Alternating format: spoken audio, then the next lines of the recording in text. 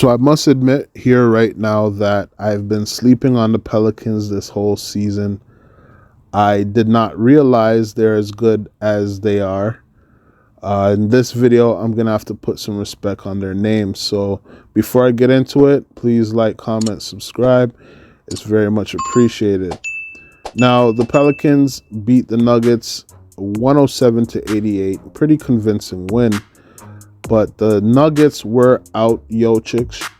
The question is, are they that good, the Pelicans, or are the Nuggets that bad without Jokic? I'd say the answer to that is both. The Nuggets are pretty bad without Jokic. They're 3-7 without him. But also watching the Pelicans play, I think they have really good chemistry. I think they play really good team basketball. And like I said, they're a lot better than I thought. Individual performances, Brandon Ingram just beasting lately. He had 31 points, 11 rebounds, and 10 assists. Only one turnover, and this was his second triple-double in 5 games. And his only triple-doubles ever. So he's definitely taking accountability, carrying the team on his back, and making a good run for a playoff spot.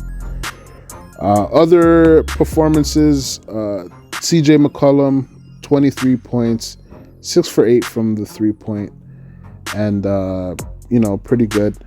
Valanciunas, another player who I really respect. He was drafted here in Toronto. He finished with 15 and 12 boards. Actually, he had 9 points and 8 rebounds in the first quarter alone, which is the Valanciunas that I remember.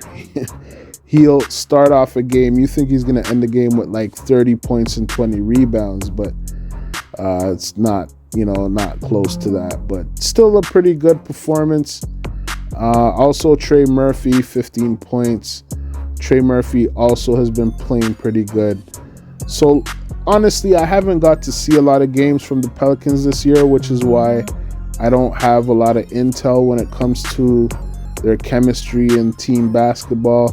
But I got to see it against the Nuggets, and I must say that they are pretty good, especially that they're out with, Zion Williamson is out, Jose Alvarado's out, and also Jackson Hayes is out. And they've been winning the games that they should win, which is good.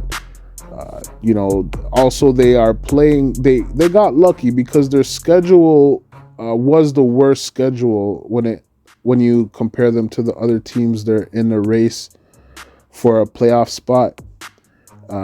They had the worst schedule out of all of them.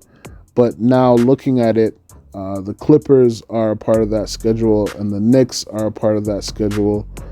Clippers out Paul George, and the Knicks are out Julius Randle. So they have a good chance of winning those 2 games.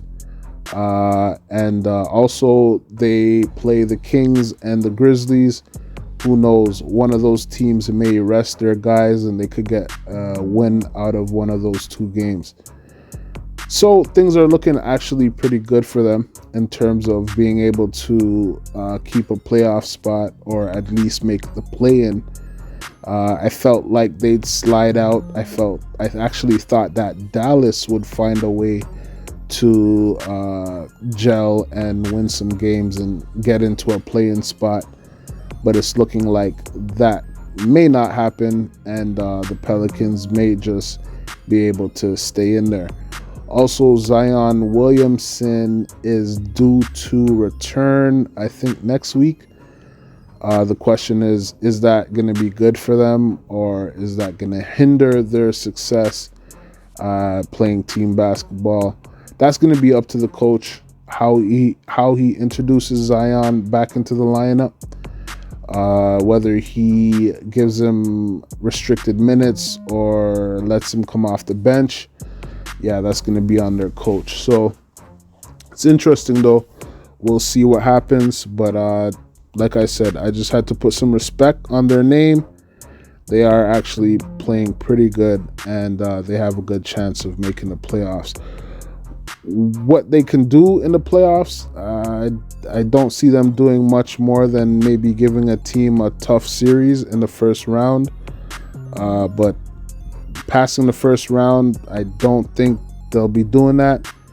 I think the best chance they have would be against the Kings, just when I think about their matchup, but I don't see them even beating the Kings in the first round. So even so, making the playoffs, giving a team a good series, I think that's still pretty good, especially being that Zion's not 100% and he hasn't been playing a lot of their games. So yeah, that's good for them, good for the Pelicans.